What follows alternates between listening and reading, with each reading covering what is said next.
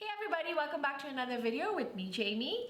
And this is the new series that I've started here on my channel where I sit with a dermatologist, Dr. Rosanne. And in the past two sessions, I've asked her basic skincare questions that I wanted to know, or sometimes I get asked these questions on my Instagram or my YouTube channel.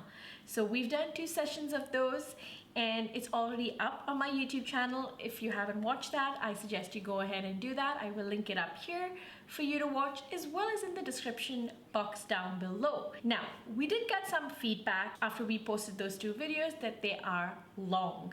So in this one, we wanted to do something different. So what I will be doing is creating a playlist. What we're going to be talking about in these videos is vitamins for our skin. So we're going to cover vitamin A, B, C, D, E, K, and H. But we'll be dividing them into mini playlists. So we're going to start off with, in this session, with vitamin A.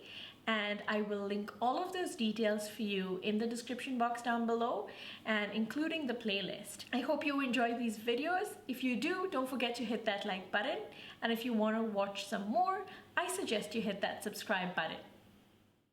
Hi, Dr. Rosanne, and welcome. Hi, Jamie. And welcome to this series. So in this one, I have loads of questions for you, but it's all about vitamin A. But maybe first you can help me understand, me and my audience, what exactly is vitamin A? So vitamin A is a micronutrient that is essential for normal health, to maintain normal health of the body. Now, micronutrient in the skin, for the skin, can be administered in two ways. Either you can apply it or it can be ingested in the form of tablets. But these have different indications. So through this series, we learn about the different indications for which vitamin A can be used for the skin. Wow, okay, it's a micronutrient. That's very interesting. So what are the different types of vitamin A that we can find? So the topical ones that are applied onto the skin are different forms, different chemical forms of vitamin A. So the most common ones that we hear of is retinol, which is an alcohol form of vitamin A. The other forms that we hear of that are applied in that are present in skin products and we apply on our skin is called retinaldehyde or retinol. And then you have retinoic acid. The other forms that are available are tretinoin, adapalene. These are the different vitamin A forms which are used as creams to treat indications in skin for anti-aging purposes, as well as systemic, that means in the form of a tablet, which is used for very severe acne, certain forms of skin condition, certain skin conditions like psoriasis. We have something called acitretin. Then we have isotretinoin, which is used for pimples. So there are different forms, and each form has its indications. Okay, where can we find say retinol or retinaldehyde or tretinoid? Where can we find these, and how do we distinguish what do we use? Because the most known one, like most of us here on the internet and everywhere, is retinol. So can we use retinol, and where can we find retinol? The most common over-the-counter night creams have retinol in it, but then again, the percentage varies. So something that you can easily pick up that a pharmacist will give you over the counter is usually a very small percentage, like 0.05%. The more advanced ones, which are a little stronger and need a doctor's prescription, are the ones like your retinaldehyde or a stronger percentage of retinol, which can be even up to 2.5%. And then you have forms that are only prescription medicines like your tretinoin, adapalene. Again, the percentage varies. So these are again for acne that help, reduce the oil secretions of your skin and help to dry the pimples that are there on the face. It also has collagen boosting properties, so it helps to make the skin look younger and fresher. and it helps to smoothen out fine lines. It helps to build up a little bit of blood vessels as well in the skin, and helps to improve the skin texture overall. So there are various forms. These are basically different chemical forms, and this determines how strong or weak the vitamin A preparation would be, and accordingly whether it becomes an over-the-counter preparation or something that requires a prescription. Okay. Can can vitamin A be used for all skin types?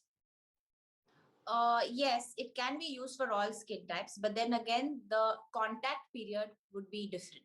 So for someone who has an oily skin, may for them it may be safe enough to keep it overnight. Again, a combination skin where the cheeks are dry, they might need to do a short contact time where they need to keep it for a shorter period of time on the cheeks, or maybe they can keep it overnight on the oily T-zone. Again, you need to do a mix and match. People with very sensitive skins like rosacea or atopic dermatitis, they might need to put a moisturizer before they put the vitamin A so that the irritant effect of vitamin A doesn't come back. But at the same time, it is always, if there is a doubt, then it's better to get tested with a dermatologist so that you know whether you're a suitable candidate for vitamin A or not. All in all, the over the counter vitamin A's which are available in your night creams are safe for most people. Anyone can try it for about 5 to 10 minutes. If it's causing stinging, then you need to wash it off. But anything more than that, if it is kept overnight, yes, then it can cause irritation, particularly in sensitive skin. Okay. When can we start using retinol? Retinol is a very good anti-aging cream. So I prescribe it any time after the age of 28 years because it helps to keep fine lines at bay. It helps to keep crinkling of the skin, not wrinkles. Wrinkles are when we express those lines, but when if you take a piece of paper and you crumple it and then straighten it, those fine lines that are there on the surface, crinkles are like that. So vitamin A helps to smoothen this out. Acne prone skin, someone who has had teenage acne and gets acne during the menstrual cycle, retinol is a good ingredient for them, which will help to keep the sebaceous glands under control so that even if acne erupt perimenstrually, they go away quickly without leaving behind blemishes or scars. Wow, very interesting. When would you say we should use a retinol or a tretinoin? I'm going to use the word retinol because that's the most used term and can be available over the counter. So, when can we use a retinol? Ideally, retinol should be used only at night because they interact with the sunlight and they get deteriorated. So, one is you will not get the effect of the cream that you're using because sunlight disintegrates the retinol. The other is when exposed to light, it can cause some amount of irritation. So, this is what we call retinol induced photodermatitis. By that, I mean retinol makes your skin extra sensitive to light. So it's best used prior to bedtime. So if it is a short contact therapy, by that I mean if the doctor has prescribed or your skin is sensitive and you need to use the retinol only for 30 to 60 minutes, then it's better to sit in a room with the lights dim so that even the uh, house lights don't irritate the skin. Leave it on for half an hour to 1 hour as prescribed. Wash off the retinol, followed by application of your moisturizer or night cream. For other people who have a relatively okay skin and they can keep it overnight, it's best to apply it just before going to sleep. But it has to be And washed off the next morning. exactly, the next morning it has to be completely washed off with your good cleanser, followed by sunscreen usage, because whatever retinol is doing at night, skipping the sunscreen will undo the good effects of the retinol that has been used at night. That's very, very interesting. Any products we should avoid when using retinol? uh it's basically how you layer the products. So if you're using a vitamin C along with the retinol, I would advise to switch using the vitamin E in the day, vitamin A in the daytime. Sorry, if you're using a vitamin C along with the retinol, switch using the vitamin C to morning followed by your sunscreen. So don't mix the two because they may not act as well because of the layering. So try and avoid layering vitamin C and vitamin A over each other at night. Or for someone who's doing a short contact therapy, can wash off the vitamin A and then put the vitamin C. Interesting. If you can just help us with an example of how to use a retinol, like from a cleanser to a toner, because I've heard, and correct me if I'm wrong, retinol should not be used on damp skin. So people might tone their skin and probably then use a retinol. So I just want to be clear in understanding how exactly would be the right way to use a retinol cream. So if your retinol percentage, again, it depends on the retinol percentage and how the retinol is dispensed. So if the retinol is in a night cream, then it is, and the percentage is low, like if it's anything below 1%, then it's fine to use it on a damp skin. So let me repeat that. If it is below 1% and it is available in a night cream form, because that will dilute the retinol and it will not be as irritant. However, if the retinol is higher than 1% and or it's in a serum form, then it's better not to use it on a damp skin. So what needs to be done is, if someone has to use it on a damp skin, they can wash their face, put on a light moisturizer, followed by the usage of the retinol.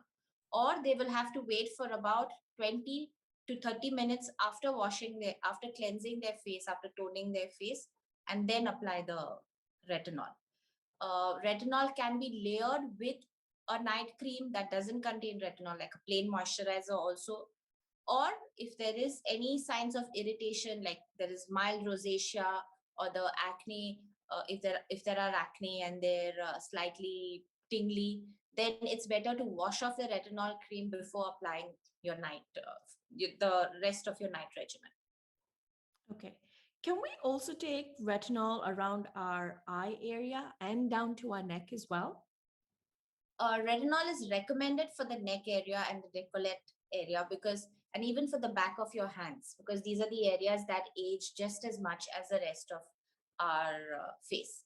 But it is not recommended for the under eye area, for the eyelids, because this skin is very thin and the absorption is a lot higher than the rest of the face.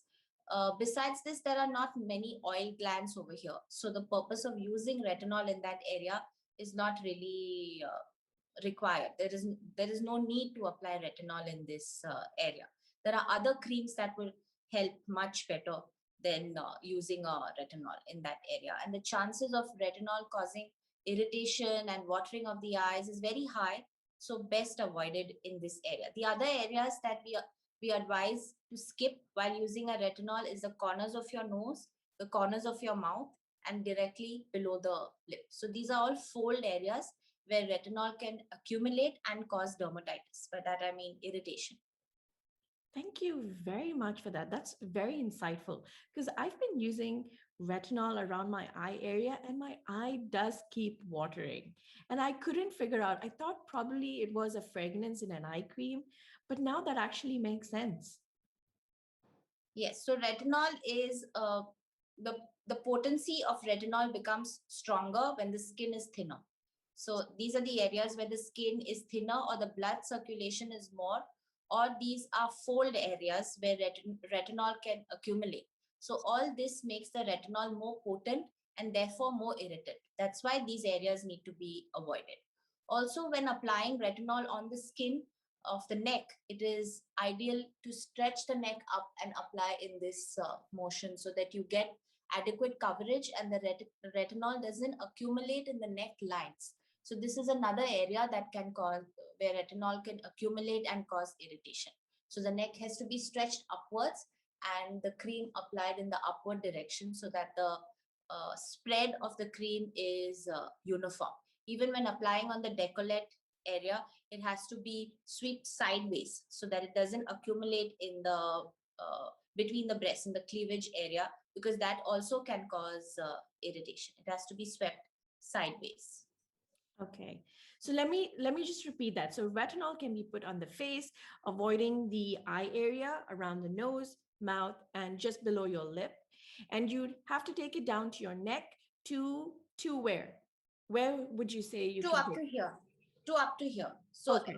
see, most of us would like to wear a nice deep neckline. Yeah. So, and the lighter the skin, this area also tends to get sun damaged, and there are crinkles that form over here. So this area can also be safely treated with retinol, but when it is used in the right way. Okay. How much would we use of I've heard pea size, but I think that would Yes. be a little too little to take it from the face to the neck. So maybe you can elaborate on this and tell us how much should we use for the face or how much we should use for the neck.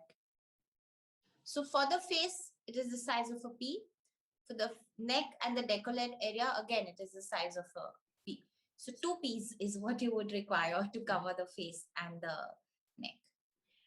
Okay, this is a question I was asked very, very recently, and it got me thinking as well. Can you use a vitamin A or retinol, like we're talking about it right now, retinol, in case you're trying to get pregnant, if you come to know that you're pregnant or you've just delivered a baby? So, in the first 3 months of pregnancy, it is best to avoid any medication, any medicated creams, because that's the time the baby is forming, and we don't. Although the absorption from the skin is very minimal, we don't want to take any chances. It's fine to use retinol when you're trying to conceive, but the moment you learn you're pregnant, then one has to discontinue retinol. Um, I personally feel that you need to discontinue it up till 6 months of pregnancy, although literature says post 3 months of pregnancy is fine to restart. Uh, with regards to postpartum, like after you've delivered, then I would advise you to use retinol when you're not carrying your baby, because the baby's skin is very delicate. So we don't want the baby's skin to come in contact with the retinol that is there on your face, because that can cause irritation to them. But lactation and application of retinol postpartum is basically taking care of how you use the application vis-a-vis holding the baby, rather than absorption causing any issues. Okay. Wow. All right. I think this sums up most of my vitamin A questions. uh, if there's any tips you'd like to share with us with retinol specifically or vitamin A, maybe you can help us maybe to enhance the retinol in our skin. So the most important tip is first check your skin if it is suited to use retinol or not, And how because do we do that? sometimes like we discussed in our previous videos, the 5 skin types. So the only not contraindication, relative contraindication would be rosacea and atopic dermatitis. But then again, if it's done correctly, probably by layering with a moisturizer before using the retinol, or um, taking it off after half an hour to 1 hour, is one of the ways to use retinol in all skin types.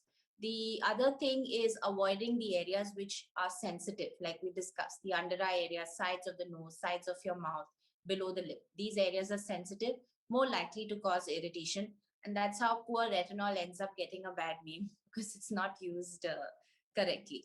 Uh, Pregnancy, it's important not to use it in the first 3 months as per literature, at least 6 months as per me, because the skin becomes sensitive during pregnancy. And anyway, there is a glow. So it's better to avoid using products that are not harmful, but not recommended during pregnancy. Post pregnancy, when your baby is small, avoid using the cream when you're likely to carry your baby, because it can irritate the delicate skin of the baby.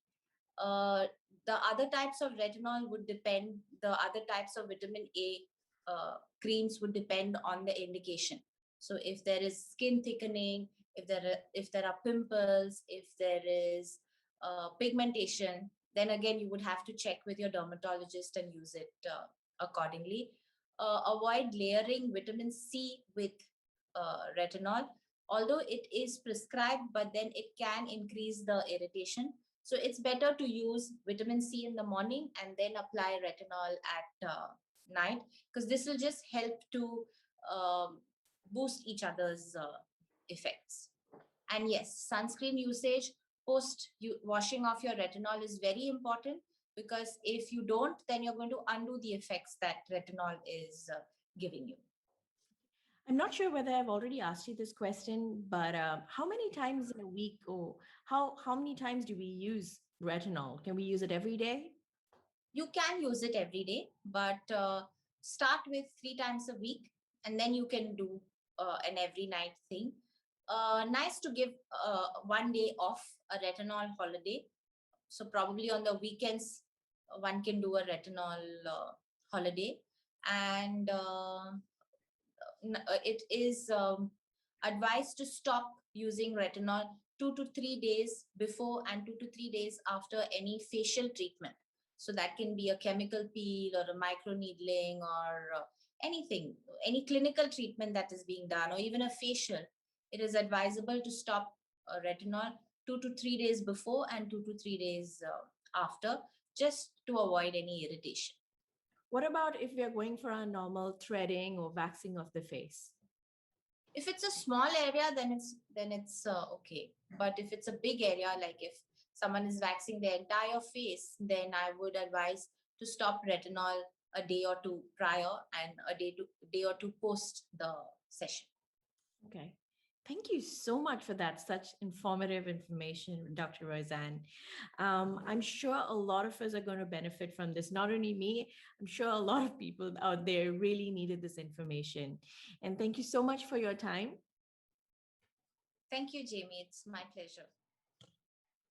That was it for my video this week. If you enjoyed this video, don't forget to hit that like button. We make videos every week. And if you want to see some more, I suggest you hit that subscribe button.